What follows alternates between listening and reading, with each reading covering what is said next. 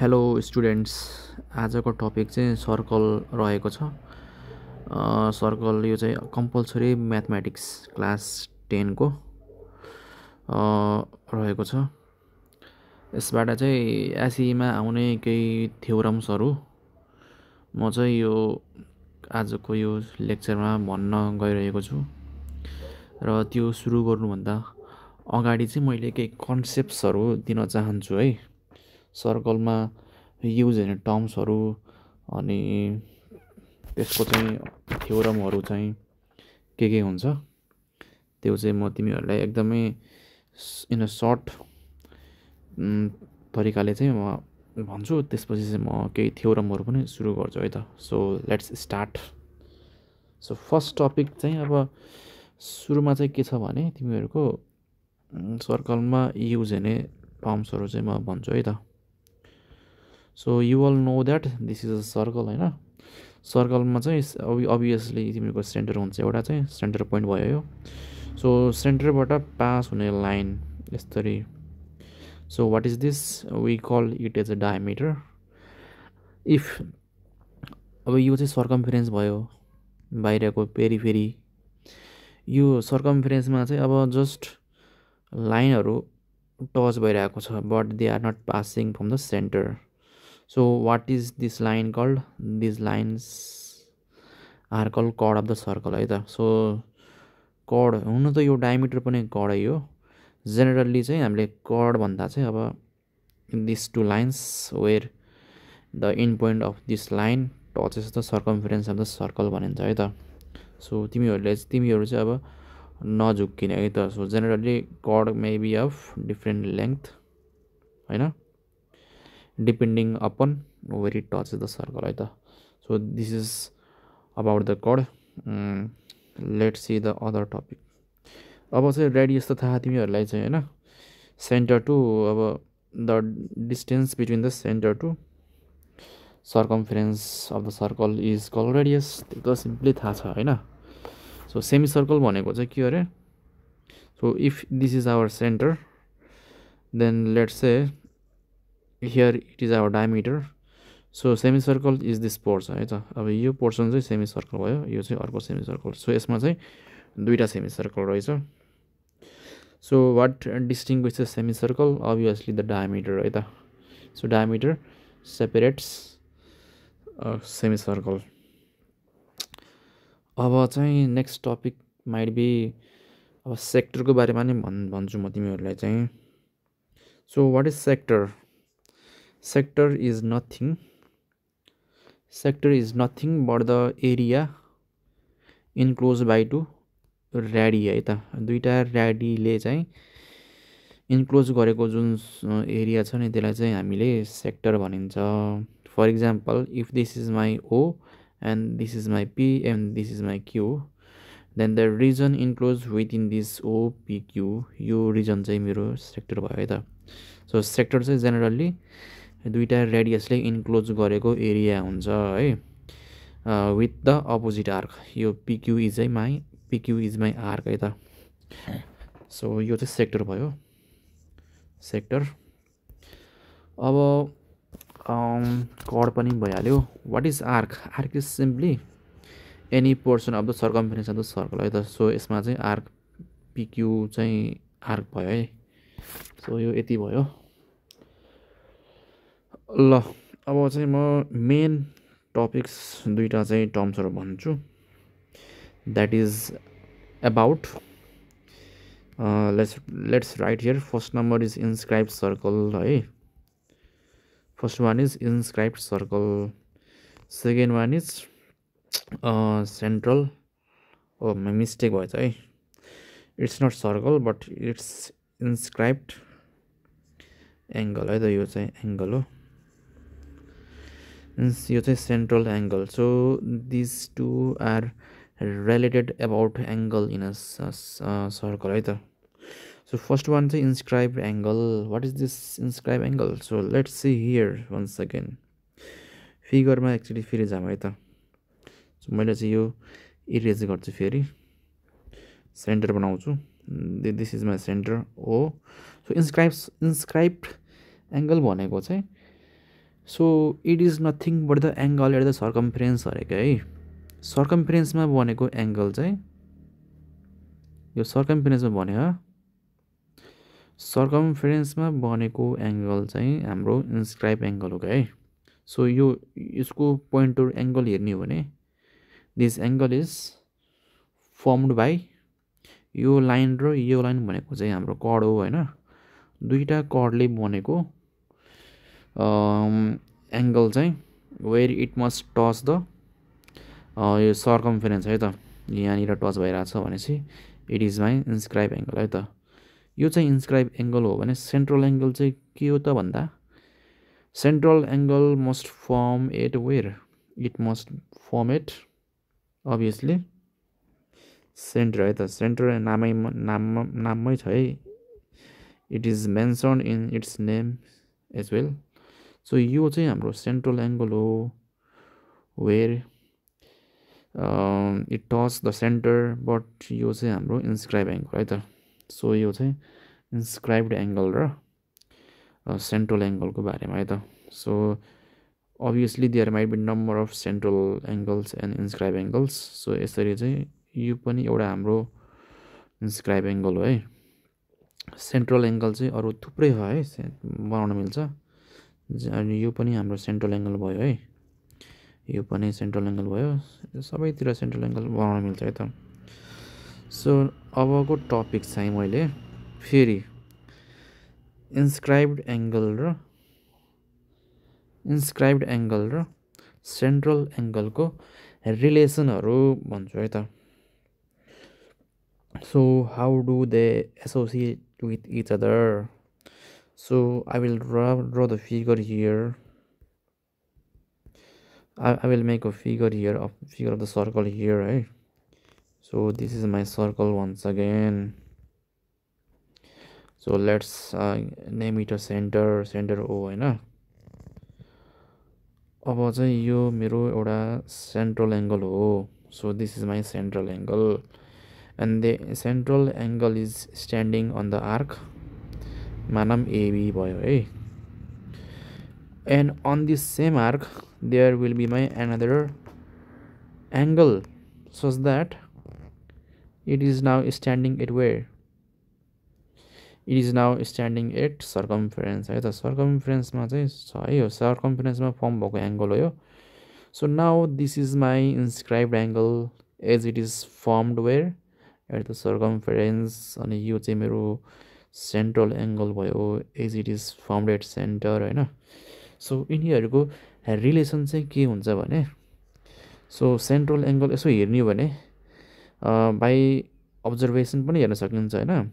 यो angle central angle चाहिँ इन्स्क्राइब एङ्गलभन्दा ठुलो छ, but how many times it is exactly by 2 times okay, that means by double है त। यसमा स्टेटमेन्टमा चाहिँ के लेख्न मिल्छ भन्दा central angle is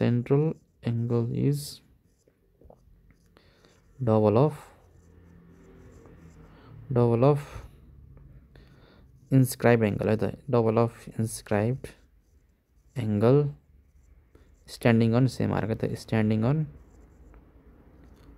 on same arc.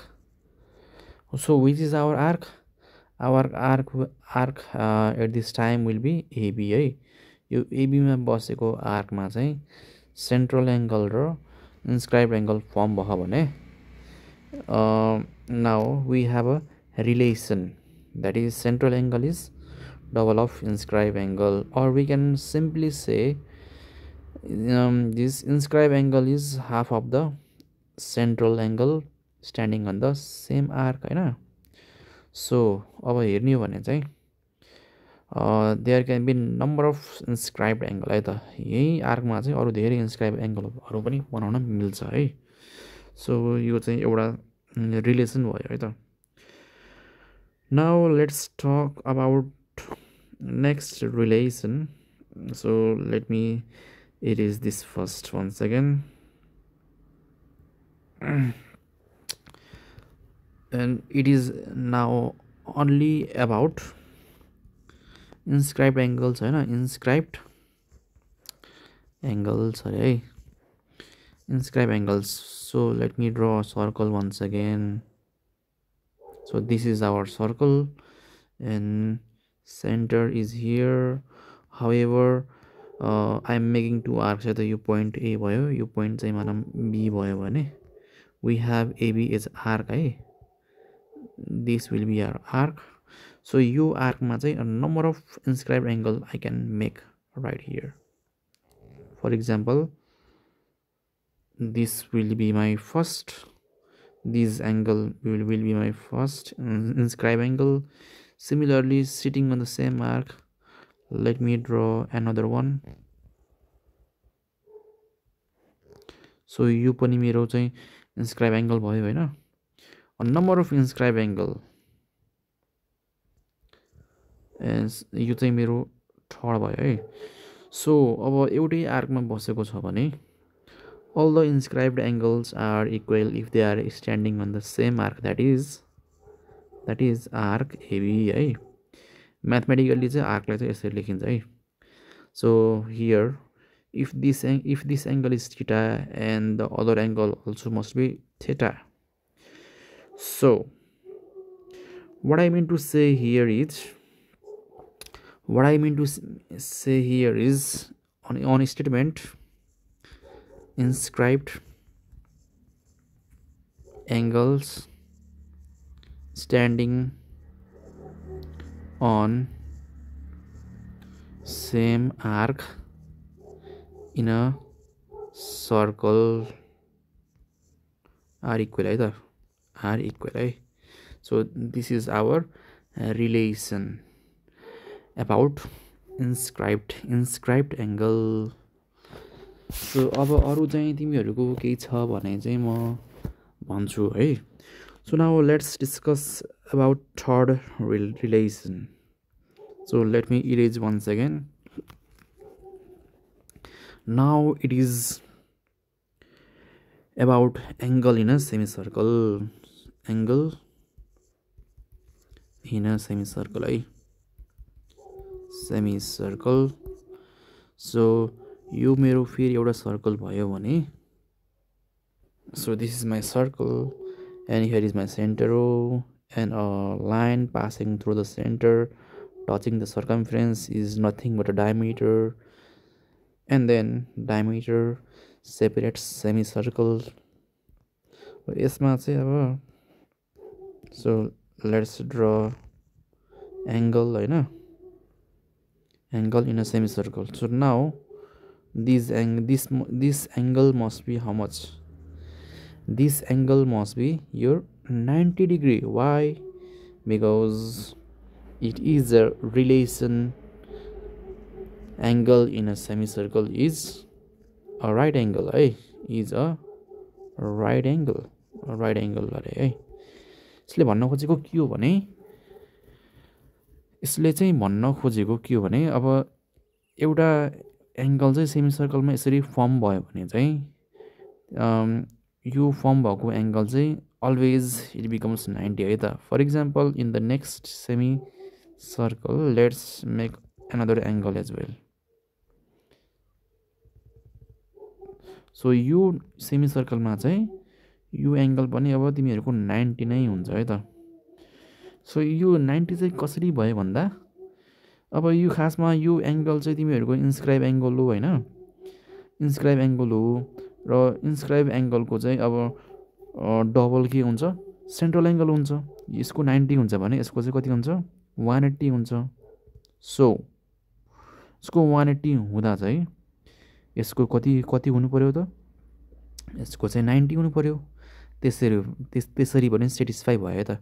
Similarly यसमा हेर्ने हो भने चाहिँ यसको 90 डिग्री हुन्छ भने यसको चाहिँ यो obviously diameter is straight line. So हैन, यसको चाहिँ कोरेस्पोन्डिङ एंगल चाहिँ यो भयो. हामीले चाहिँ कोरेस्पोन्डिङ एंगल हेर्ने हो. यो अभियसली हाम्रो 180 हुन्छ because it is straight line. So यसको हाफ चाहिँ कति हुन्छ, यसको हाफ चाहिँ 90 हुन्छ, which is what, which is angle in a semicircle है त. So now let's go another relation है त. अब चाहिँ नेक्स्ट रिलेसन पनि हेरौँ. त्यो हो साइक्लिक क्वाड्रिलेटरलको बारेमा है त. Number 4, cyclic quadrilateral. So let's make a circle again. सर्कलमा चाहिँ एउटा जेनरली क्वाड्रिलेटरल ह्याभिङ 4 साइड्स बनाऊँ है त। यो चाहिँ हाम्रो साइक्लिक क्वाड्रिलेटरल भयो। सो यसमा यो एङ्गल र यो angle they are facing opposite to each other है त। Look, they are facing opposite to each other. So मानौँ यहाँ एबिसी छ। अब यसमा चाहिँ तिमीहरूको अपोजिट एङ्गल्सको सम चाहिँ जहिले चाहिँ 180 हुन्छ भनेर बुझ्ने है। सेमी सर्कलमा एउटा सेमी सर्कलमा चाहिँ एउटा क्वाड्रिलेटरल यसरी बन्छ भने so it is cyclic quadrilateral हैन। Such that all the sides touches the circumference. सर्कमफरेन्समै टच हुनु पऱ्यो फेरि है। इन द नेक्स्ट फिगर मानौँ यो चाहिँ छ, यस्तो छ हैन। So this is not us cyclic quadrilateral. Cyclic quadrilateral must touch all the sides. Sides must touch this circumference है त। यो चाहिँ तिमीहरूले बुझ्नुपर्छ। सो अब यसमा चाहिँ तिमीहरूको angle B plus angle D must be how much 180 है त। यो चाहिँ तिमीहरूको स्टेटमेन्ट भयो हो। और तिमीहरूको चाहिँ angle A plus angle C must be 180 degree. That means opposite angles in a cyclic quadrilateral is opposite angle in a cyclic quadrilateral is 180 degree भन्न मिल्छ है।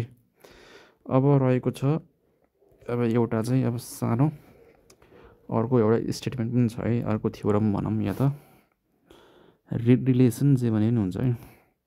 सो अगेन मैले चाहिँ एउटा सर्कल बनाएँ। यो सर्कलमा चाहिँ मैले एउटा साइक्लिक क्वाड्रिलेटरल बनाउँछु है।